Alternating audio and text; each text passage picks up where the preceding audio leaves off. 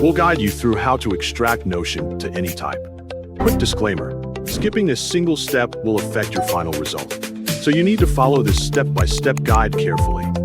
If this guide helpful, don't forget to like and subscribe. First, don't forget to comment if you still need our help or want to ask something, and we will reach you as soon as possible. Second, make sure you can access your Notion workspace through Google Chrome before starting the transfer process. Go to the upper left sidebar and open the space that you want to extract. Click the Settings menu, then select the Connections option. Click Go to Developer Portal to continue. On the Developer page, click New Connection, then enter Anytype as the connection name. Leave the Access Token field unchanged, then click the Create Connection button. After the connection is created, click Connections from the left sidebar, then open the Access Token for the Anytype connection that you created.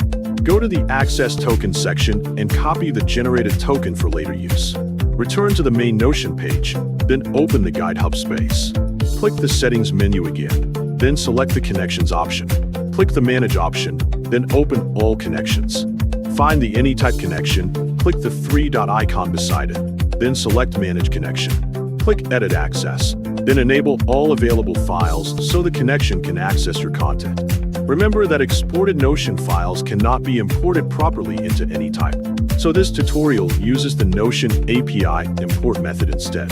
After updating the permissions, click the Save button to save the new access settings.